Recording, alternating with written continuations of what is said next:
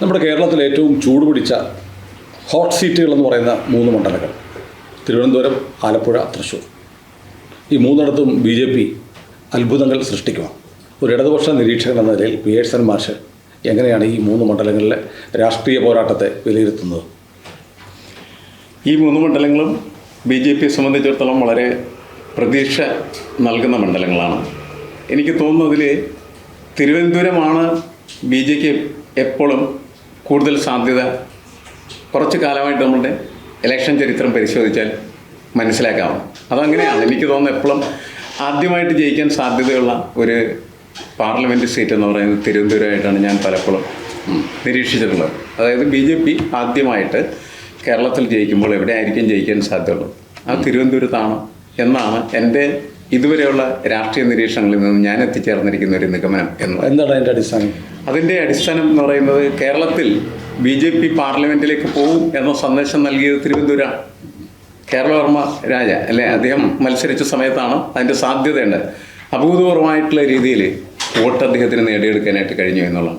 അങ്ങനെയാണ് അത് ആങ്കർ ചെയ്യപ്പെട്ടത്, ഇതിന് സാധ്യതയുള്ള ഒരു സ്ഥലം എന്നല്ല. പിന്നീടാണ് ഈ സുരേഷ് ഗോപിയുടെ സാന്നിധ്യം കൊണ്ടാണ് തൃശ്ശൂർ പ്രധാനപ്പെട്ടതായിട്ട് വരികയും ഏതാണ്ട് ഒപ്പത്തിനൊപ്പം മത്സരിക്കാം എന്ന സാധ്യതയിലേക്ക് അതിനെ. തൃശ്ശൂരിനെ ഈ പറഞ്ഞ പോലെ BJPക്ക് സ്വാധീനം ഉണ്ടാവുന്ന തരത്തിൽ പരുവപ്പെടുത്തിയെടുത്തത് സുരേഷ് ഗോപിയാണ്. സുരേഷ് ഗോപിയുടെ സാന്നിധ്യം കൊണ്ടാണ് ആ മണ്ഡലം BJPക്കും ഇങ്ങനെ നന്നായിട്ട് കോമ്പീറ്റ് ചെയ്യാൻ പറ്റുന്നതായിട്ടുള്ള ഒരു മണ്ഡലമായിട്ട് മാറുന്നതും മാറ്റിയെടുത്തത്. അതുകൊണ്ടാണ് ഈ തെരഞ്ഞെടുപ്പിൽ സുരേഷ് ഗോപി വരികയും സുരേഷ് ഗോപിക്ക് വേണ്ടി എല്ലാവിധമായിട്ടുള്ള സപ്പോർട്ട് സിസ്റ്റങ്ങൾ പ്രവർത്തിക്കുകയും പ്രധാനമന്ത്രി തന്നെ പലവട്ടം വരികയൊക്കെ ചെയ്തു. അതെ, വീണ്ടും വരികയാണ്. അപ്പോൾ ഈ 2 വട്ടം വന്നു, വീണ്ടും വരുന്നു, 15-ാം തീയതി കുന്നംകുളത്ത് വരുന്നു. അപ്പോൾ അങ്ങനെ വരുന്നതിൻ്റെ ഒരു സാധ്യത എന്ന് പറയുന്നത് ഇത് തന്നെയാണ്. അതായത് ജയിക്കും എന്നുള്ള ഒരു അവസ്ഥയിലേക്ക് കാര്യങ്ങൾ എത്തിക്കുമ്പോൾ അതൊന്ന് ഇടിച്ചു മറിച്ച് ജയിപ്പിക്കാൻ പറ്റണമെങ്കിൽ അവസാനമായിട്ടുള്ള ഒരു ഷോ കൂടി കാണിക്കുക, അതായിരിക്കും പ്രധാനമായിട്ട് തോന്നുന്നത്. പക്ഷേ അത് എത്രത്തോളം ഫലപ്രദമായി തീരും എന്നുള്ളത് റിസൾട്ട് കഴിഞ്ഞാൽ മാത്രമേ നമുക്ക് മനസ്സിലാക്കാനായിട്ട് പറ്റൂ. ഇനി ആലപ്പുഴയിലേക്ക് വന്നു കഴിഞ്ഞാൽ ആലപ്പുഴ എന്ന് പറയുന്നത് ഈ 3 മണ്ഡലങ്ങളിൽ ഏതാണ്ട് എനിക്ക് തോന്നുന്നത് പിറകിലായിരിക്കാൻ സാധ്യതയുണ്ട്. പക്ഷേ പ്രചരണ കാര്യത്തിലും അതേപോലെ തന്നെ വാർത്തകൾ സൃഷ്ടിക്കുന്ന കാര്യത്തിലും ആലപ്പുഴ തിരുവനന്തപുരത്തിനേക്കാളും തൃശ്ശൂരിനേക്കാളും മുന്നിലായിട്ടുണ്ടെന്നാണ് എനിക്ക് മുന്നിലെത്തി. അതിൻ്റെ സാധ്യത സൃഷ്ടിച്ചിട്ടുള്ളത് ശോഭാ സുരേന്ദ്രൻ എന്ന് പറയുന്ന സ്ഥാനാർത്ഥി തന്നെയാണ്. അപ്പോൾ ആ സ്ഥാനാർത്ഥി ഒറ്റയ്ക്ക് നിർമ്മിക്കുന്നതായിട്ടുള്ള ഒരു സ്പേസ് ഉണ്ട് അവിടെ. അതുപോലെ തന്നെയാണ് തൃശ്ശൂർ. പറഞ്ഞു വെക്കുന്നത് ശോഭാ സുരേന്ദ്രൻ മറ്റ് സ്ഥാനാർത്ഥികളെ അപേക്ഷിച്ച് സ്വന്തമായി ഒരു സ്പേസ് നിർമ്മിച്ചിരിക്കുന്നു എന്നാണ് ഞാൻ സാമർഥ്യമുള്ള ഒരു സ്ഥാനാർത്ഥിയാണ്. അങ്ങനെയാണ് ഞാൻ അതിനെ വിലയിരുത്തുന്നത്. അങ്ങനെ ഒരു സ്പേസ് നിർമ്മിച്ചു. അതുകൊണ്ടാണ് ഈ മറ്റ് 2 മണ്ഡലങ്ങൾക്കൊപ്പം ആലപ്പുഴ ചർച്ച ചെയ്യാനായിട്ട് ഒരു ഹോട്ടസ്റ്റ് സീറ്റ് എന്ന നിലയ്ക്ക് രാഷ്ട്രീയ നിരീക്ഷകർ തുടക്കത്തിൽ ആരും പ്രതീക്ഷിച്ചില്ല. ഇല്ല, ശോഭ അവിടെ വന്നു കഴിയുമ്പോൾ ആ മണ്ഡലത്തിൻ്റെ പിക്ചറാകെ മാറും എന്നുള്ള പ്രതീക്ഷ ആർക്കും ഉണ്ടായിരുന്നില്ല. അല്ല, അത് പക്ഷേ ശോഭയെ വിലയിരുത്തിയിൽ വന്നിരിക്കുന്ന പാളിച്ചമായിട്ട് എനിക്ക് തോന്നുന്നു. ശോഭ എവിടെയൊക്കെ മത്സരിക്കാൻ പോയിട്ടുണ്ടോ അവിടെയൊക്കെ വാർത്തകൾ സൃഷ്ടിക്കുകയും അതുപോലെ തന്നെ BJPയുടെ ഒരു ഇരച്ചുകയറ്റം സൃഷ്ടിക്കാൻ. അതിൻ്റെ ഓരോ ഇൻഡിവിജ്വൽസിനും ഓരോ സ്ഥാനാർത്ഥികൾക്കും ഉള്ള ചില സവിശേഷതകളാണ്. ചില സ്ഥാനാർത്ഥികൾ ഒരു ഇമ്പാക്റ്റ് ഉണ്ടാക്കാത്ത സ്ഥാനാർത്ഥികളെ. പക്ഷേ ശോഭ അങ്ങനെയല്ല, വളരെ ഇമ്പാക്റ്റ് ഉണ്ടാക്കുന്നതായിട്ടുള്ള ഒരു സ്ഥാനാർത്ഥിയാണ്. നന്നായിട്ട് ഊർജ്ജസ്വലതയോടെ ആവേശത്തോടെ ആർജവത്തോടെ കൂടെ നിൽക്കുന്നതായിട്ടുള്ള ആളുകളെ കൂട്ടി വലിയ മുന്നേറ്റം സൃഷ്ടിക്കാൻ കഴിയും. അങ്ങനെയുള്ള ആളുകൾ ജയിക്കേണ്ടതല്ലേ? അങ്ങനെ ജയിക്കില്ല. തെരഞ്ഞെടുപ്പുകളിൽ ജയിക്കാൻ അത് മാത്രം പോരാ. പക്ഷേ തെരഞ്ഞെടുപ്പിൽ ജയിക്കാനായിട്ട് അതൊരു പ്രധാനപ്പെട്ട ഘടകമാണ്. അതുകൊണ്ടാണ് ജയിക്കും എന്ന് പറയുന്ന ഒരു മെസ്സേജ് ഈ പ്രവർത്തനത്തിലൂടെ ശോഭയ്ക്ക് സൃഷ്ടിച്ചെടുക്കാനായിട്ട് കഴിയും. സുരേഷ് ഗോപിയും അങ്ങനെ തന്നെയാണ്. അത്രത്തോളം പക്ഷേ രാജീവ് ചന്ദ്രശേഖരന് കഴിഞ്ഞിട്ടുണ്ടോ എനിക്ക് സംശയമുണ്ട്. ഈ നമ്മൾ ഈ 3 പക്ഷേ അവിടെ നേരത്തെ മാഷ് പറഞ്ഞ പോലെയുള്ള ഒരു അനുകൂല ഘടകം അതുണ്ട്, അവിടെ കിടപ്പുണ്ട്. അത് ശരിയാണ്. ഞാൻ പറഞ്ഞ ഈ 3 ഒരു പ്ലാറ്റ്ഫോം ഉണ്ട് അവിടെ. എങ്ങനെയാണ് ഈ 3 ഇൻഡിവിജ്വൽസും ഈ വോട്ടേഴ്സിൽ ഇമ്പാക്റ്റ് ഉണ്ടാക്കുന്നത് പരിശോധിക്കുന്ന സമയത്താണ് ഞാൻ ഈ ഒരു താരതമ്യം നടത്തിയത്. പക്ഷേ രാജീവ് ചന്ദ്രശേഖരന് അനുകൂലമായിട്ടുള്ള ഒരു സ്പേസ് നേരത്തെ പറഞ്ഞിട്ടുണ്ട്. കാരണം എന്ന് വെച്ചാൽ ഈ അപ്പർ ലെവൽ വോട്ടേഴ്സിനിടയ്ക്ക് കുറച്ച് സ്പേസ് അദ്ദേഹം സ്വന്തമായി നിർമ്മിച്ചെടുത്തിട്ടുണ്ട്.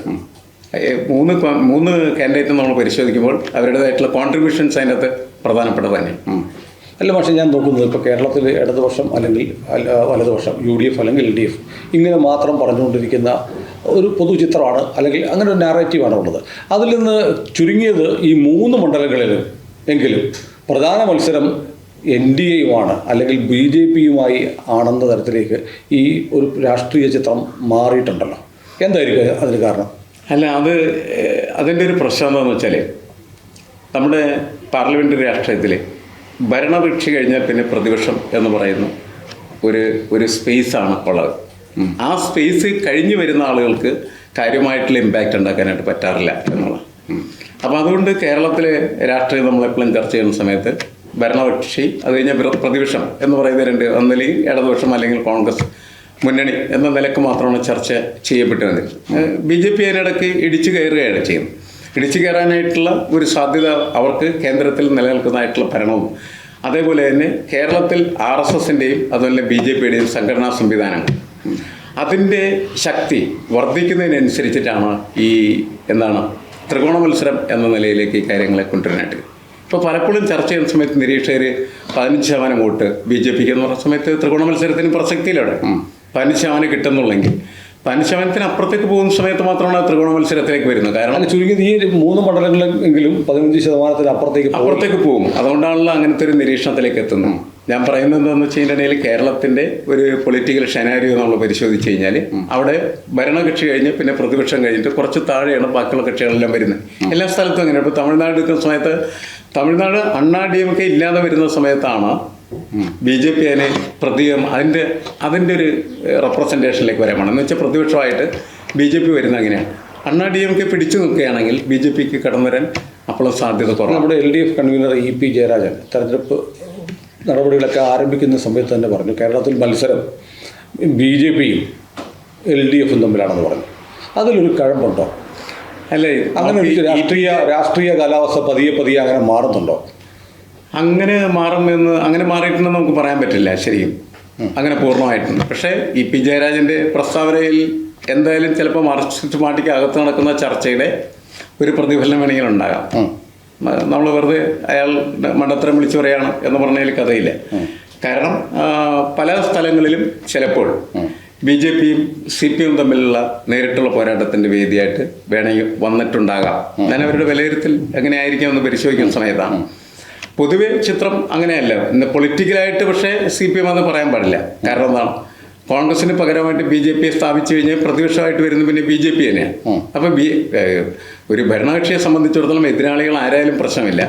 പക്ഷേ BJP എതിർക്കുന്നതായിട്ടുള്ള ഒരു പാർട്ടി എന്ന നിലക്കാണെങ്കിൽ അതിൻ്റെ ഒരു പോളിസി സത്യം എന്താണെന്നുള്ള വേറെ കാര്യം.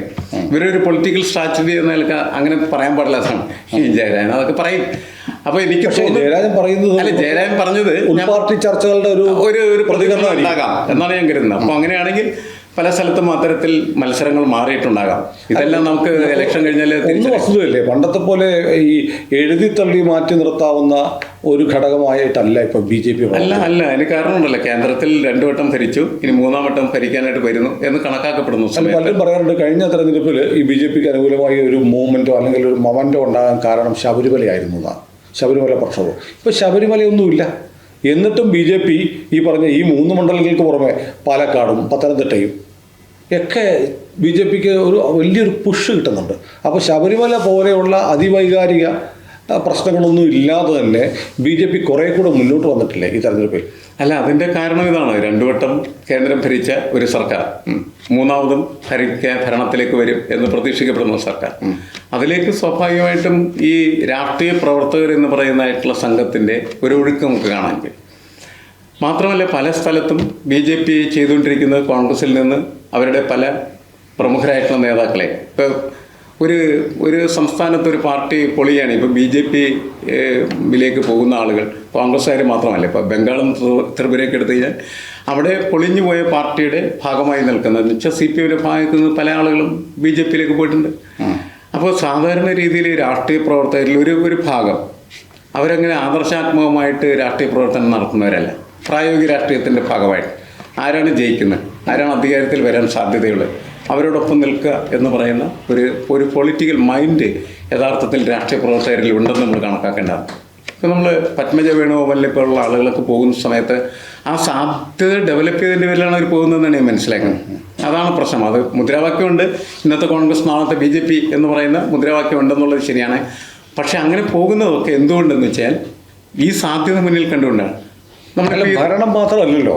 ഇപ്പൊ നോക്കൂ, ഈ കേരളത്തിൽ എക്കാലത്തും വലതുപക്ഷത്തിന്റെ UDFന്റെ ഒരു ആശ്രയ കേന്ദ്രവും വോട്ട് ബാങ്കും ആയിരുന്നു കേരളത്തിലെ ക്രൈസ്തവ സഭകൾ.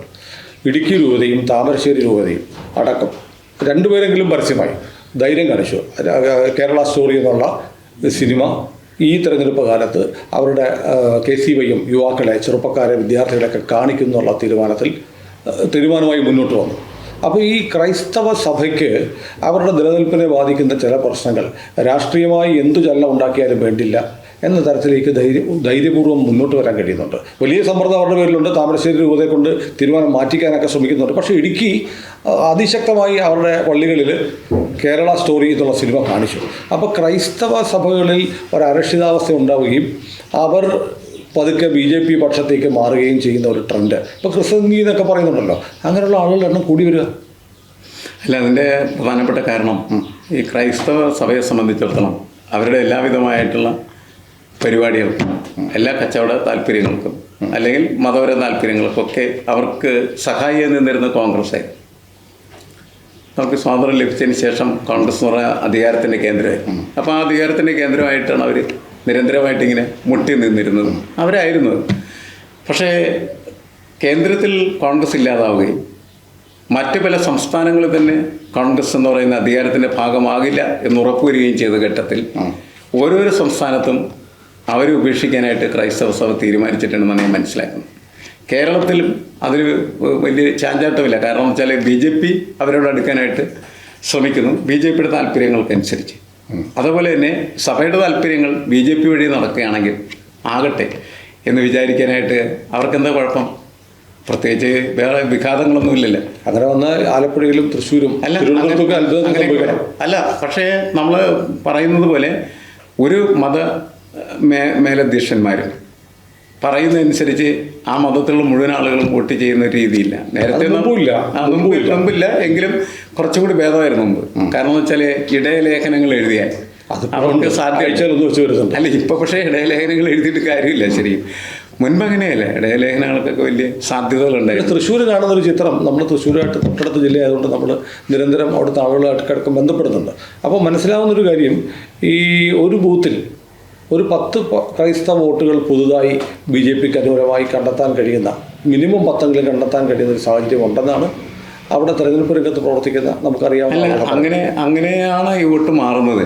നമ്മൾ ഓരോ ബൂത്തിലും 5 വോട്ട് 10 വോട്ട് എന്നൊക്കെ പറയുന്നതിന് വലിയ പ്രാധാന്യമുണ്ട്. കാരണം എന്ന് വെച്ചാൽ അത് നമ്മളിങ്ങനെ മുഴുവനായിട്ട് ആ തെരഞ്ഞെടുപ്പിൻ്റെ എല്ലാ ബൂത്തുകളും പരിശോധിച്ച സമയത്ത് അത് ആയിരങ്ങളും പതിനായിരങ്ങളും ലക്ഷങ്ങളും ഒക്കെ ആയിട്ട് വേണമെങ്കിൽ 36% വോട്ട് തൃശ്ശൂർ സുരേഷ് ഗോപിക്ക് നേടാനാവുമെന്നാണ് ഒരു പാർട്ടി അകത്ത് നടത്തിയ ഒരു സർവേ പറയുന്നതെന്നാണ് തൃശ്ശൂരിൽ നിന്ന് ഞാൻ മനസ്സിലാക്കിയത്. എനിക്ക് തോന്നുന്നു 36% വോട്ട് ഒക്കെ നേടാൻ കഴിഞ്ഞാൽ ജയിക്കാവുന്നേ ഉള്ളൂ. കാരണം അത് പൂർണ്ണമായ ത്രികോണ മത്സര സ്വഭാവത്തിലേക്ക് എത്തുന്ന ഒരു പാർലമെൻറ്റ് മണ്ഡലമായിട്ടാണ് തൃശ്ശൂർ ഞാൻ വിലയിരുത്തുന്നത്.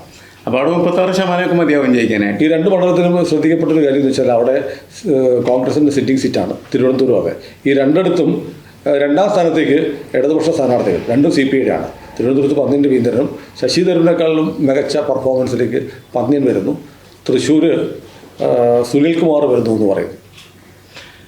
അല്ല, എനിക്ക് അതിൽ തിരുവനന്തപുരത്ത് പന്ന്യൻ്റെ സാന്നിധ്യം അത്ര ശക്തമാണെന്ന് എനിക്ക് തോന്നുന്നില്ല. പക്ഷെ തൃശ്ശൂർ സുനിൽ ഒരു നന്നായിട്ട് വർക്ക് ചെയ്യുന്നുണ്ട്, സുനിൽ പിടിച്ചു നിൽക്കുന്നുണ്ട് ഒപ്പം. അതുകൊണ്ടാണ് ആർക്കൊപ്പം അല്ല, ഞാൻ ത്രികോണ മത്സരത്തിൻ്റെ ഒരു സ്ഥിതിയിൽ ഒരു കോണിൽ സുരേഷ് ഗോപിക്ക് തന്നെയാണ്. അല്ല, ആ ഒരു കോണിൽ നിൽക്കാനായിട്ട് പറ്റുന്നുണ്ട്. മറ്റതങ്ങനെയല്ല, അതിൻ്റെ താഴെയാണ്.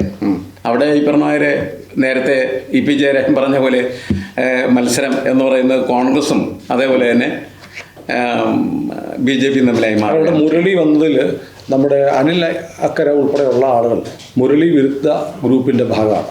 അപ്പോൾ അതുകൊണ്ട് കോൺഗ്രസിന് സ്വാഭാവികമായിട്ടും മുരളി വന്നതിൽ ചില അസ്വാരസ്യങ്ങൾ കോൺഗ്രസ്സിലുണ്ട് എന്ന് പറയുന്നു. അതും കൂടെ വർക്ക് ചെയ്താൽ സുരേഷ് ഗോപിക്ക് ഒരു ഈസി വാക്ക് ഓവർ തൃശ്ശൂർ ഉണ്ടാകുമെന്നാണ് പൊതുവെ കണക്കുകൂട്ടപ്പെടുന്നത്. അല്ല, ഈ കോൺഗ്രസിനെ എപ്പോഴും തോൽപ്പിക്കുന്നത് കോൺഗ്രസിൻ്റെ അകത്തുള്ള ഈ പോരാട്ടമാണ്. അത് ഏറ്റവും ശക്തമാവുന്നത് തിരഞ്ഞെടുപ്പ് വരുന്ന സമയത്താണ്. കാലുവാരിൽ അവർ വളരെ വിദഗ്ധന്മാരാണ്. അങ്ങനെ അവർ ഗംഭീരമായിട്ട് അത് ആക്ടിവേറ്റ് ചെയ്ത് പലരും തോറ്റുപോകും. തോറ്റിട്ട് പിന്നെ അത് ഒന്നും ചെയ്യാനില്ല, തോറ്റവും അല്ലാണ്ട് നേരെ. ഏതായാലും നമുക്കിപ്പോൾ ഈ നമ്മുടെ വർത്തമാനം അവസാനിപ്പിക്കുമ്പോൾ നമ്മൾ തുടങ്ങിയ കാര്യം ഒന്ന് ആവർത്തിച്ച് അവസാനിപ്പിക്കാൻ തോന്നുന്നു. കാരണം കേരളത്തിൽ 20 മണ്ഡലങ്ങളിൽ തിരഞ്ഞെടുപ്പ് നടക്കുന്നുണ്ടെങ്കിലും ഏറ്റവും തീവാർന്ന മത്സരങ്ങൾ തിരുവനന്തപുരത്തും തൃശ്ശൂരും ആലപ്പുഴയിലുമാണ്. അവിടെ ഒരുപക്ഷെ BJP സ്ഥാനാർത്ഥികൾ വിജയിച്ചാൽ പോലും അത്ഭുതമില്ല എന്ന തരത്തിലേക്ക് രാഷ്ട്രീയ ചിത്രം മാറുകയാണ്. അല്ല, BJP സ്ഥാനാർത്ഥികളുടെ ഒരു മുന്നേറ്റമാണ് ഈ 3 മണ്ഡലങ്ങളെയും യഥാർത്ഥത്തിൽ തീവാർന്ന മണ്ഡലങ്ങളാക്കി മാറ്റുന്നത്. അപ്പോൾ അതാണ് എൻ്റെ ഒരു അത് മാറുന്ന കേരളത്തിൻ്റെ ഒരു സൂചന കൂടിയായി ചിലപ്പോൾ മാറാം. കൂടുതൽ വാർത്തകളും വിശേഷങ്ങളും നിങ്ങളിലേക്ക് എത്താൻ ABC മലയാളം സബ്സ്ക്രൈബ് ചെയ്യുക, ബെൽ ബട്ടണും അമർത്തുക.